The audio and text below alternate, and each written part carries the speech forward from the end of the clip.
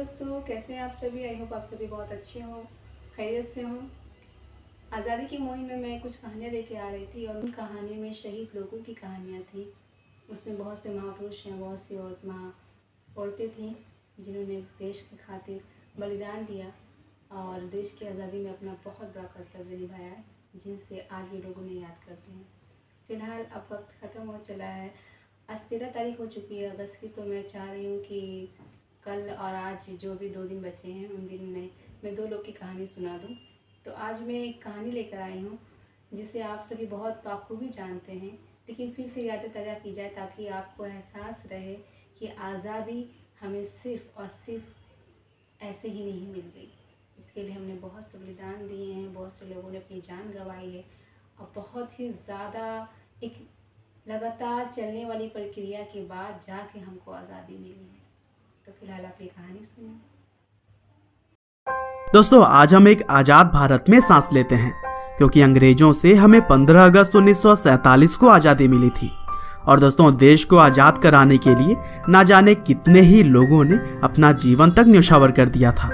हालांकि यहाँ भी आज़ादी के लिए लड़ने वाले खासकर 2 अलग अलग विचारधाराओं में बटे हुए थे, जिनमें से एक तरफ तो वो लोग थे जो कि आज़ादी को अपनी ताकत के दम पर छीनना चाहते थे, तो वहीं कुछ लोग शांतिपूर्वक अहिंसा के मार्ग पर चलते हुए आज़ादी हासिल करना चाहते थे। और दोस्तों, इन्हीं अहिंसकवादी लोगों में से एक थे राष्ट्रपिता कहे जाने वाले मोहनदास करमचंद गांधी, जिन्हें कि हम सभी आमतौर पर महात्मा गांधी के नाम से जानते हैं। और दोस्तों, गांधी जी भारतीय इतिहास के वह व्यक्ति हैं जिन्होंने देश हित के लिए अंतिम सांस तक लड़ाई की है, और उन्हीं की तरह ही हजारों वीरों की वजह से हमारा देश 1947 में आज़ाद हो सका था। तो दोस्तों, आज के इस वीडियो में हम भारत के सबसे लोकप्रिय लोगों में से एक महात्मा गांधी के जीवन के बारे में जानेंगे कि किस तरह से आखिर अहिंसा के मार्ग पर चलने वाले गांधी जी ने अंग्रेजी हुकूमत को हिलाकर रख दिया था। तो दोस्तों, इस कहानी की शुरुआत होती है 2 अक्टूबर 1869 से, जब गुजरात के पोरबंदर शहर में महात्मा गांधी जी का जन्म हुआ।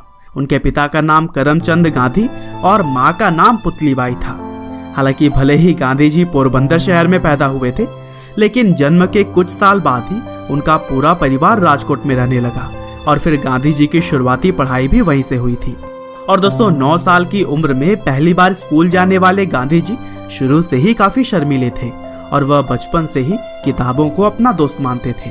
और फिर आगे चलकर महज 13 साल की उम्र में ही उनकी शादी उनसे 1 साल बड़ी लड़की कस्तूरबा से हो गई। दरअसल भारत में उस समय शादियां काफी छोटी उम्र में ही हो जाया करती थी। हालांकि आगे चलकर जब गांधी जी करीब 15 साल के थे तब उनके पिता का निधन हो गया और फिर पिता के निधन के 1 साल बाद ही गांधी जी की पहली संतान भी हुई, लेकिन दुर्भाग्य से जन्म के कुछ समय बाद ही बच्चे की मृत्यु हो गई थी। और इस तरह से गांधी जी के ऊपर मानो दुखों का पहाड़ टूट पड़ा हो।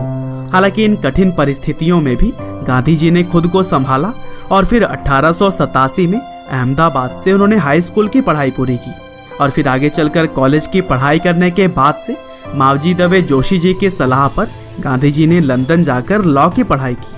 हालांकि 1888 में गांधी जी दूसरी बार पिता बने और इसी वजह से उनकी मां नहीं चाहती थी कि वह अपने परिवार को छोड़कर कहीं दूर जाएं।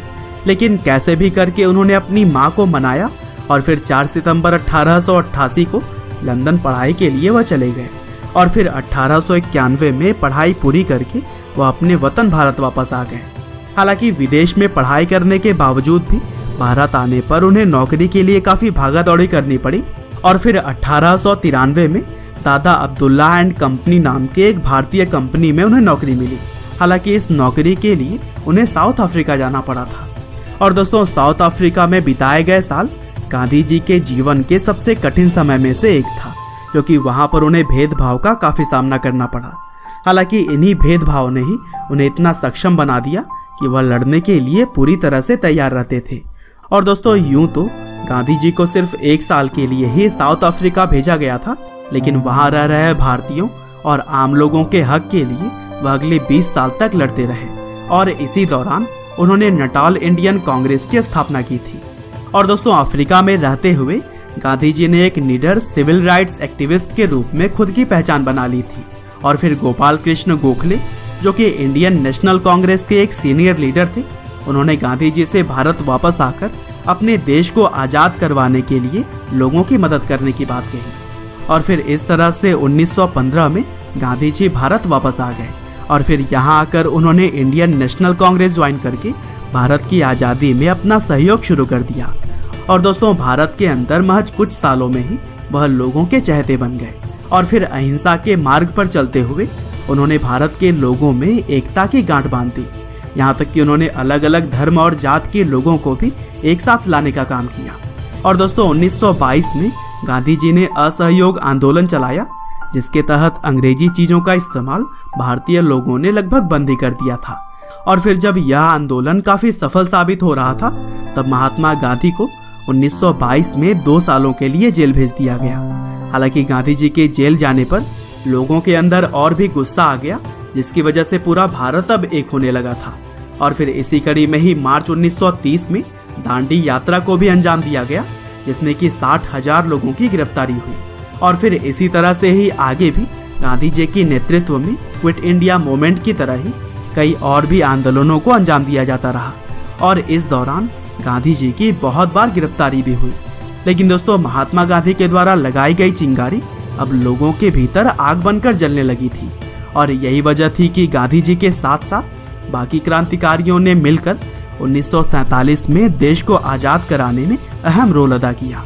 और फिर 15 अगस्त 1947 को हमारा भारत देश आज़ाद हो गया। हालांकि अभी देश के अंदर आज़ादी का जश्न चल ही रहा था, तभी 30 जनवरी 1948 को नाथूराम गोडसे ने गांधी जी की गोली मारकर हत्या कर दी। और फिर इस घटना ने न सिर्फ देश में बल्कि पूरी दुनिया में ही शोक फैला दिया। हालांकि 15 नवंबर 1949 को गांधी जी के हत्यारे नाथूराम को फांसी दे दी गई थी। बहरहाल दोस्तों, अंत में बस मैं यही कहना चाहता हूँ कि जब तक गांधी जी जीवित रहे तब तक अहिंसा को ही हर चीज का जवाब मानते रहे और इसी सिद्धांत के दम पर ही उन्होंने अपनी पहचान बनाई थी। हालांकि भले ही वह अब हमारे बीच नहीं है, लेकिन उनकी सीख और उनके सिद्धांत आज भी पूरी दुनिया मानती है। हेलो दोस्तों, उम्मीद करती हूँ कि गांधी जी के बारे में फिर से जानकर सुनकर आपको बहुत अच्छा लगा होगा। वैसे भी गांधी जी ने बहुत बड़ा योगदान दिया है इस देश की खातिर। हाँ, कुछ चीज़ें ऐसी हैं जिनके बारे में लोग कहते हैं कि अगर गांधी जी साइन नहीं किए होते या गांधी जी नहीं चाहते तो हमारे देश का बंटवारा नहीं होता। लेकिन मैं कहती हूँ कि अगर उस वक्त हम मौजूद होते या उस वक्त के क्या हालात थे, क्या सही था क्या नहीं सही था, ये तो वही लोग समझ सकते हैं। हमारे घर में क्या होता है ये हम समझ सकते हैं, बाहर ही नहीं समझ सकता। तो फिलहाल इन चीज़ों को भूल के अगर हम इस बात को देखें, एक पक्ष को देखें कि गांधी जी ने जो अहिंसा का बीड़ा उठाया था, उसके ज़रिए उन्होंने जो मैसेज लोगों को दिया, उसकी वजह से जो दिलों में लोगों की आज़ादी की ख्वाहिश पूरी हुई, आज़ादी की ख्वाहिश जगी, वो ख्वाहिश गांधी जी की बदौलत ही लगाई आग से थी। अब उन्होंने जितने भी आंदोलन किए हैं, उस आंदोलन की वजह से जितनी भी बार वो जेल गए, उसके बाद उन्होंने जो भी निर्णय लिया, उसके बाद जो सरकार को निर्णय लेना पड़ गया, वो कहीं ना कहीं गांधी जी के सहयोग के बिना अधूरा था। तो इसलिए गांधी जी का बहुत बड़ा हाथ है हमारे देश को आज़ाद करने के लिए। मैं गांधी जी के बारे में चंद लाइन कहना चाहूँगी कि अगर वो होते तो क्या कहते। मैं भारतीय हूँ, कहने में मुझे फ़ख्र है। हाँ, मैं भारतीय हूँ, कहने में मुझे फ़ख्र है। हाँ, मैं देश को, अपने भारत को अहिंसा के आंदोलन से जिताना चाहता हूँ। लेकिन मुझे दुख है कि मेरे इस देश को आज़ाद कराने के लिए मेरे लाखों भाई बहनों ने बहुत से बलिदान दे दिए, बहुत लोग शहीद हो गए। लेकिन मुझे फ़ख्र है कि मरते दम तक, ता क़यामत तक मेरे इन भाई बहनों का बलिदान कभी भी बेकार नहीं जाएगा और लोग उन्हें शहीदों के नाम से याद करेंगे, क्योंकि इस मिट्टी में उनका खून पसीना हमेशा महकता रहेगा और बसा रहेगा।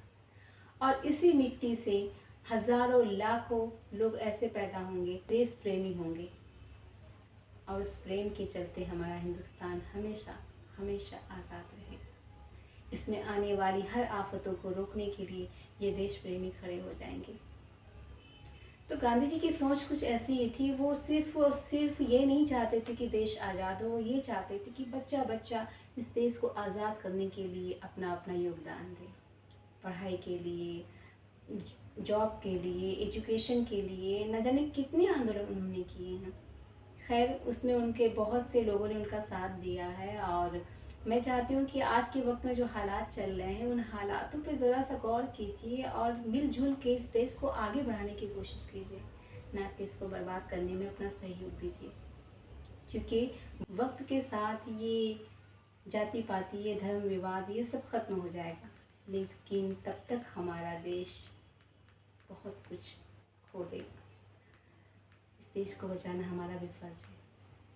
आज अफसोस की बात है कि इसे बचाने के लिए हमें किसी बाहरी दुश्मन से सामना नहीं करना, हमें अपने ही देश में छुपे देशद्रोहियों से, देश में आतंक फैलाने वालों से, देश को बर्बाद करने वालों से ही जंग लड़नी है, जो मज़हब के नाम पे, जो जातियों के नाम पे, ऊंच नीच के नाम पर हमारे देश में दरारें भर रहे हैं। फ़िलहाल मैं अपनी बातें यहीं पे ख़त्म करती हूँ और आपको सोचने के लिए मौका देती हूँ कि अपने देश के बारे में सोचिए और इस 15 अगस्त को मिलजुल के 15 अगस्त मनाइए, क्योंकि ये आज़ादी हम सब के लिए आज़ादी का त्यौहार है।